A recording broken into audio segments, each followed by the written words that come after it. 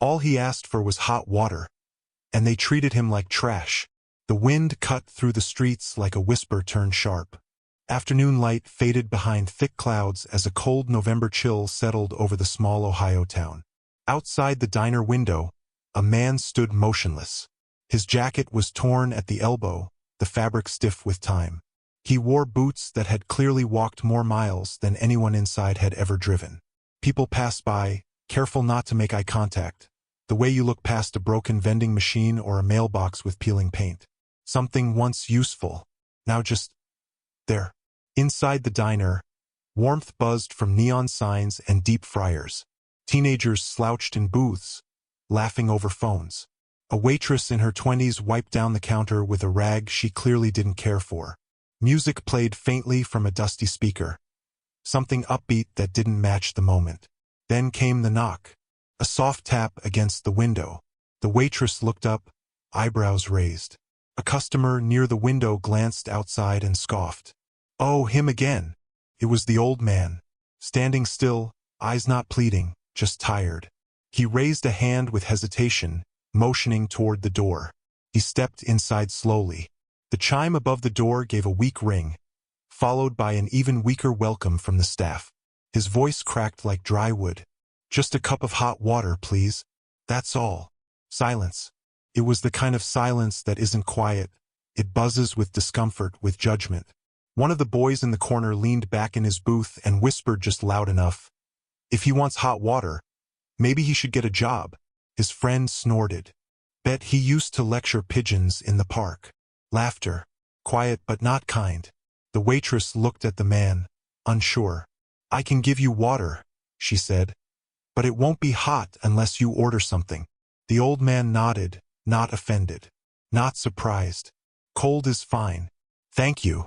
She poured it from the tap into a plastic cup and slid it across the counter without another word. He accepted it with both hands, as if holding something sacred. Nobody asked his name.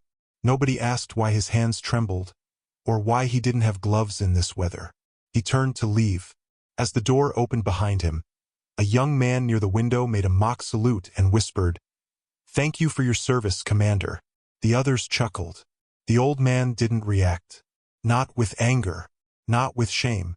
Just a look, a quiet, almost invisible pause, before he stepped back into the cold. The door clicked shut, and that should have been the end of it. But then, something unexpected happened. Another man stood up. He had been sitting in the corner booth alone, unnoticed, middle-aged, built like someone who never stopped doing push-ups. His coat was zipped high, but the patch on his sleeve was unmistakable.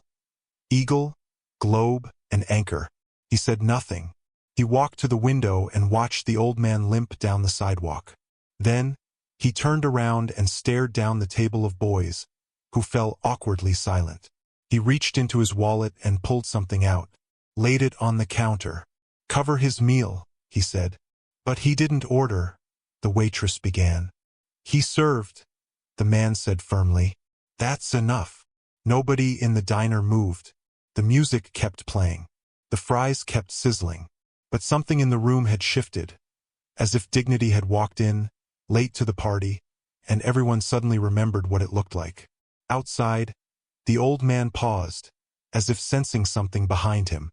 He turned his head slightly, but the moment passed. He kept walking. And the man at the window? He stood straighter than anyone else in that diner, and raised his hand to his brow. A slow, silent salute. No words, just respect. The next morning, frost lined the sidewalk like white lace, delicate and indifferent. The diner opened late. Someone had apparently called in sick. The waitress from yesterday arrived with a hangover and guilt she didn't want to unpack. She swept the floor with more focus than usual, like maybe if she worked fast enough, she wouldn't have to think. But the booth in the corner? It was empty. No middle-aged man. No broad shoulders. No quiet stare.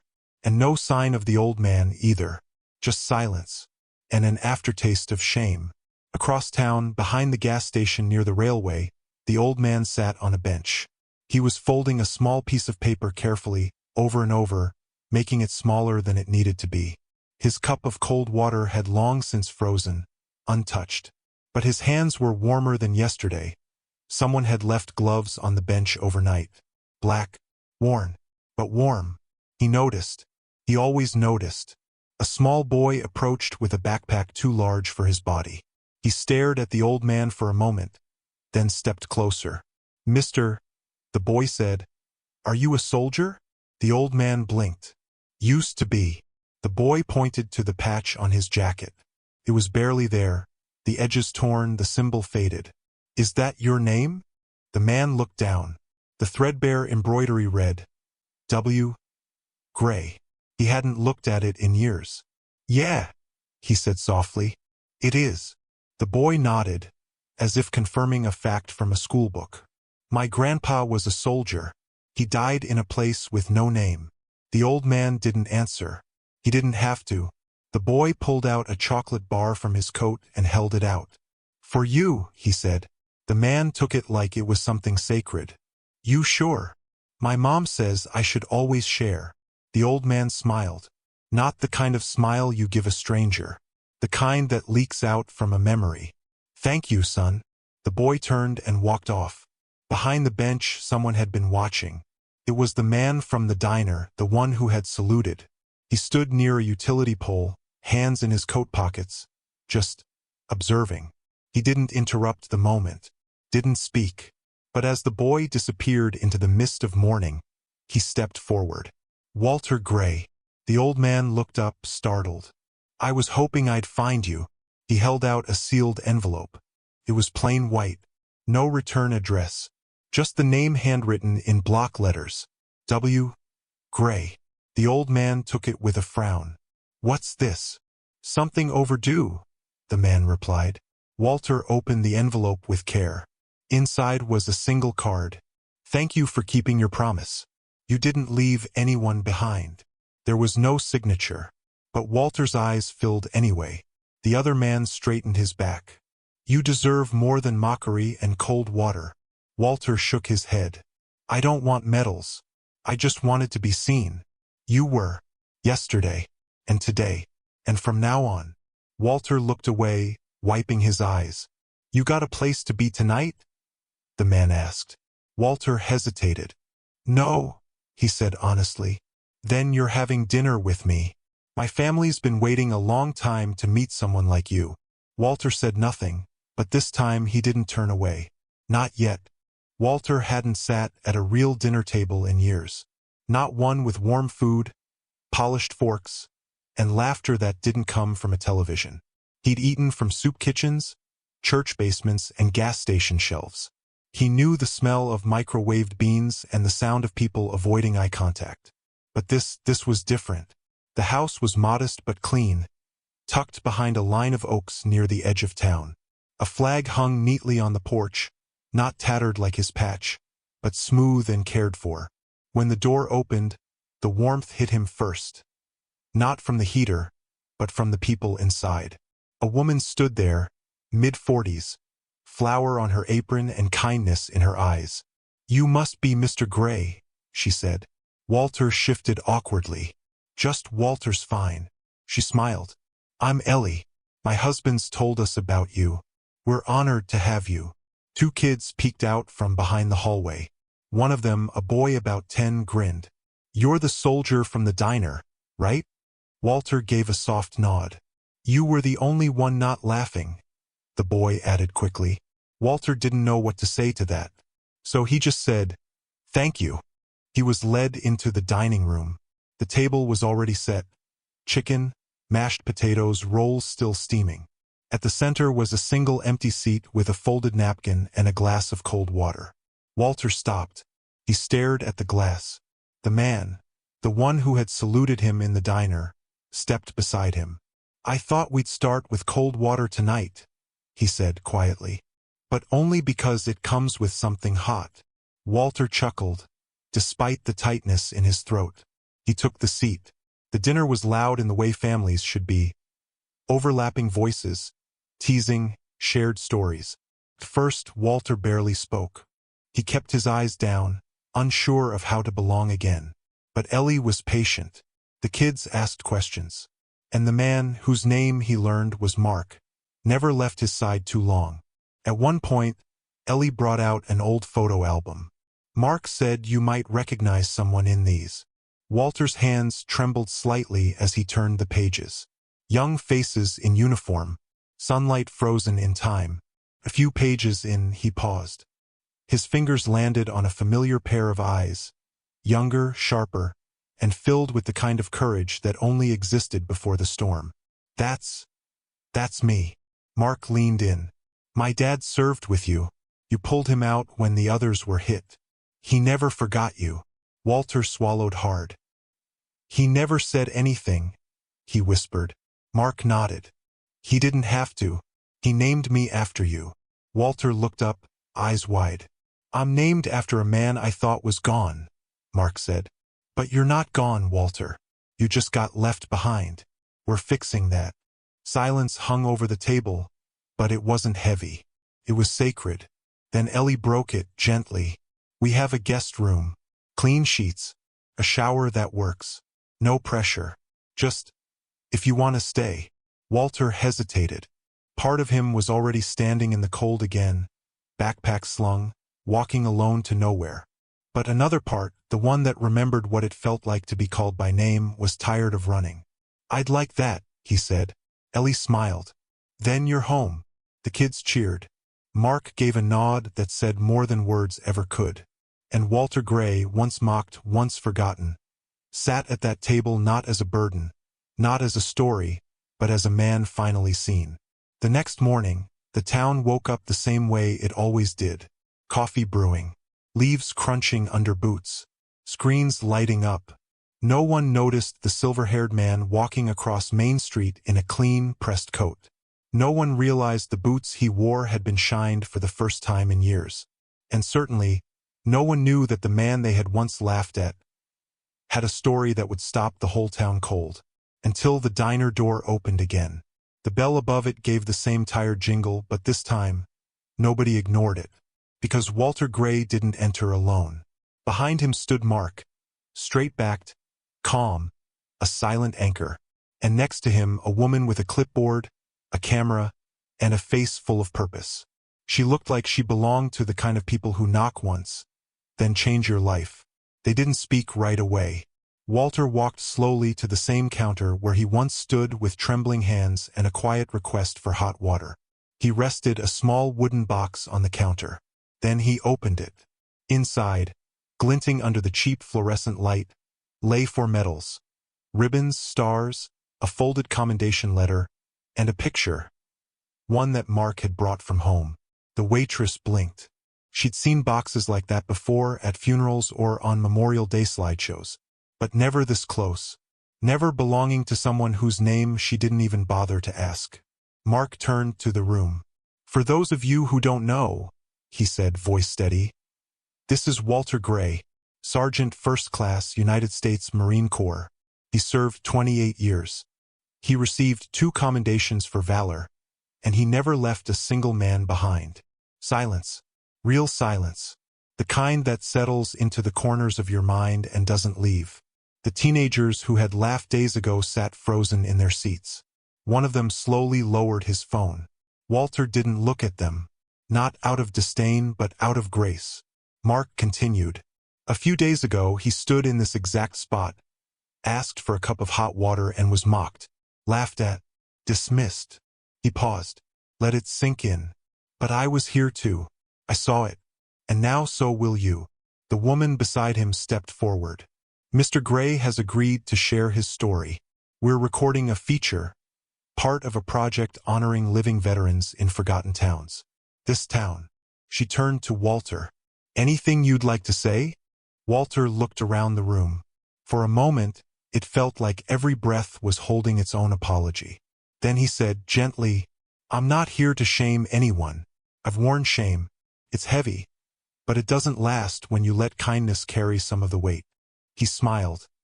Not bitter, not vengeful. Just tired, and finally at peace.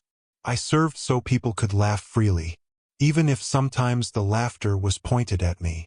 He tapped the counter softly. I don't need hot water anymore. I just need people to look a little longer.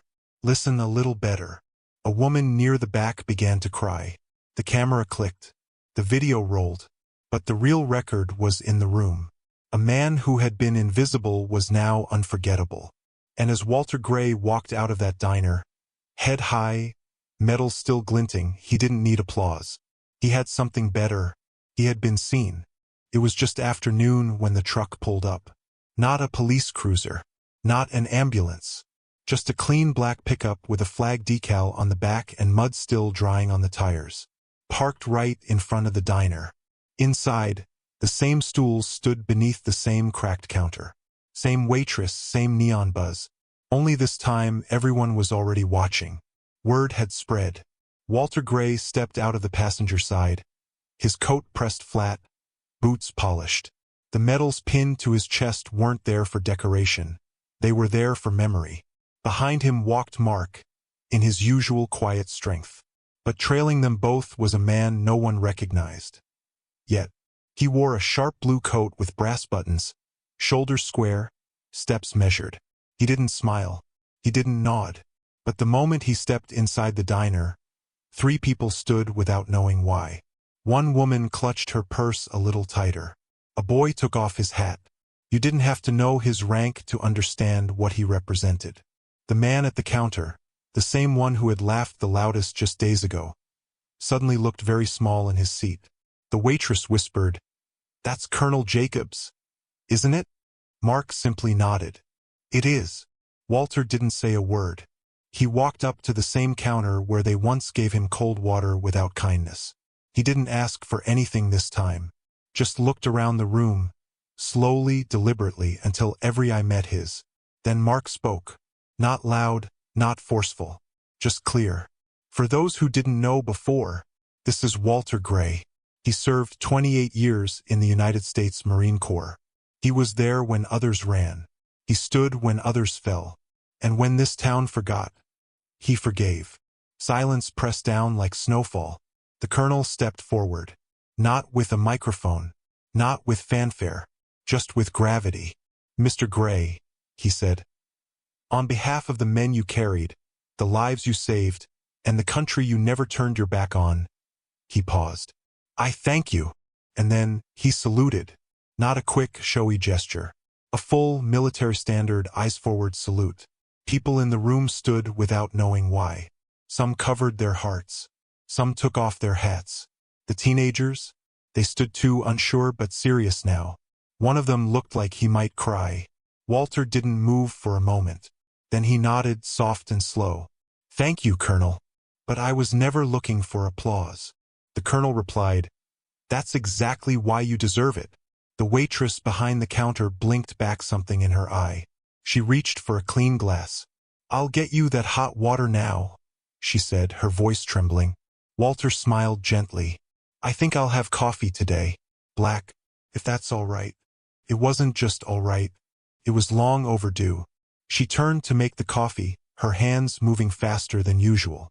And as the aroma filled the room, so did something else. Not regret. Exactly. Not guilt. But reverence. Respect. The kind that can't be demanded. Only earned. And remembered. The colonel turned to leave. No speech. No cameras. Just duty fulfilled. Mark followed behind him, but not before glancing back one last time, at Walter sipping coffee at the counter like he belonged there. Because he did. Because he always had. And this time, the town knew it. The next few days felt different. Not louder. Not busier. Just quieter in the right way. The same people who once looked through Walter now nodded when they passed him. The nods weren't casual. They carried weight. Apology without words. At the hardware store, someone quietly paid for the gloves he picked up.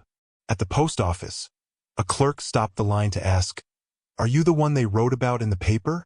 Walter simply said, "I guess so," and tucked the folded article back into his coat like it was too heavy to hold for long. One morning, he found a chair waiting for him on the front porch of the diner. Not a stool, not a bench, an actual chair. Wooden, polished, strong. A small brass plate had been screwed into the backrest. It read, "Reserved for Sergeant Walter Gray, always first in, never left behind." He stared at it for a long time, then sat. The waitress brought him coffee before he asked. It was on the house. It always would be. Later that week, Walter sat on the park bench near the war memorial. It was cloudy again, that soft gray Ohio sky that made everything feel paused. He held his paper cup of coffee with both hands, eyes on the statue of the soldier standing guard in stone. Footsteps approached. He didn't need to look up. I figured I'd find you here, Mark said. Walter nodded. Just checking in on old ghosts. Mark sat down beside him. A lot of people are talking about you. The school invited you to speak next month. Veterans Group wants to do a fundraiser in your name. Walter chuckled. That's a lot for a guy who couldn't get hot water last week. Mark gave a half smile. Yeah, but you've reminded people what dignity looks like. What quiet strength feels like. There was a pause. The kind that doesn't demand filling, but holds space for something honest. Then Walter said, I never told anyone this, but after I retired, I didn't know how to be anything else. I didn't fit, didn't belong. I just disappeared. Mark didn't respond right away. He let the words settle. I think a lot of people feel that way, he finally said. They come home, but they never really arrive. You're not alone, Walter. Walter exhaled through his nose. That's the thing. I thought I wanted to be invisible. Turns out, I just wanted to be seen. As more than a worn coat and old boots. And now you are. Walter nodded slowly, still watching the statue. Funny thing about memory, he said. Sometimes it forgets you before you forget it. Mark looked over at him. Well, not anymore. They sat in silence for a while. Two men, two generations, same thread running through their bones. As the wind picked up, Mark stood. You coming to dinner tonight? Walter looked up with a smirk. Only if Ellie's making those rolls again.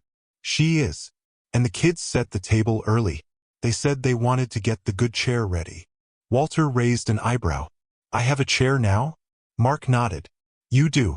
In more than one place, actually. Walter stood slowly, knees creaking but steady. Then I'd better not keep them waiting. They walked off together, step steady. Neither too fast nor too slow. Just enough to match the rhythm of a man no longer lost, and a town finally learning how to say, we're sorry. And more importantly, we remember. The first snow came early that year. It didn't fall in heavy sheets or blind the streets like a storm. No, it came softly, like a memory brushing the shoulder. White dust settled over rooftops, cars, and quiet sidewalks. And for the first time in a long time, Walter Gray watched it fall from a window that wasn't broken. He was in the guest room at Mark and Ellie's house, though by now everyone just called it home. A folded quilt rested at the foot of the bed. The nightstand had a small lamp, a picture of Mark's father in uniform, and a mug that read, "One day at a time." Walter smiled at the phrase. It had taken him a long time to believe in it. That afternoon, Mark drove him out to the old community center by the edge of town.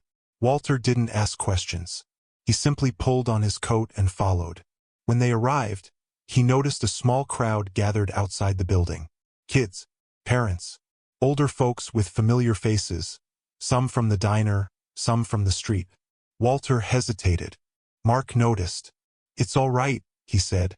You're not in trouble. They walked through the double doors. The lights inside were low at first, then flickered on, one row at a time. And there it was, hanging above the stage, bold and simple, Walter Gray Resource Room, and beneath it, for those who served, and those who still carry the weight. Walter froze. He looked to Mark, confused. Mark cleared his throat, suddenly a little emotional. It's yours, Walter. Well, in your name. Donations came in from across the county. People wanted to do more than say sorry. Walter stepped slowly toward the front of the room. There were shelves lined with warm clothes, blankets, new boots, desks with computers, coffee machines, a fold-out cot in the back, and a table labeled, "Letters you haven't read yet." He picked one up. A child's handwriting, shaky and bold. Dear Mr. Walter, thank you for being brave even when no one was looking. I hope when I grow up, I'm like you. Another note. We didn't know who you were. We're listening now. Walter set the letters down carefully, his hands trembling. "I don't deserve this," he whispered. Mark shook his head. "No, Walter. You deserve more than this. But we're starting here." Ellie stepped forward from the crowd. The kids were with her, each holding something wrapped in plain brown paper. "We've got one more thing," she said. They handed it to Walter together, one large, rectangular package.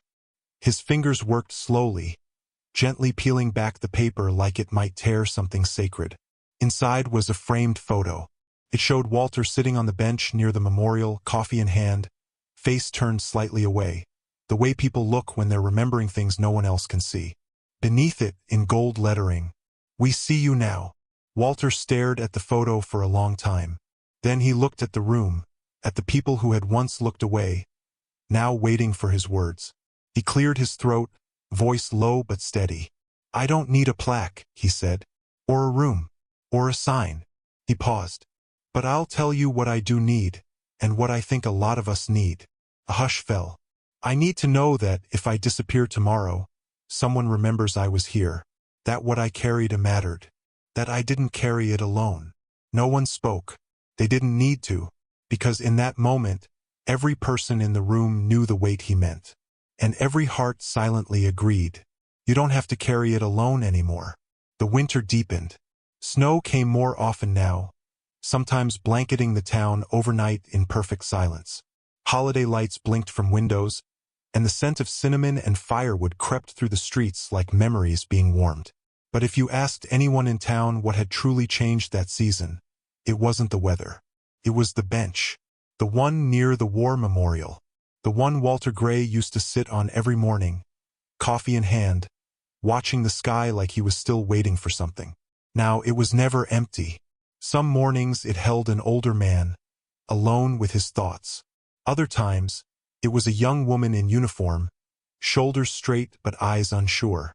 Often it was just someone who needed stillness, someone who needed to remember, someone who maybe just needed to be seen. Because Walter wasn't on that bench anymore.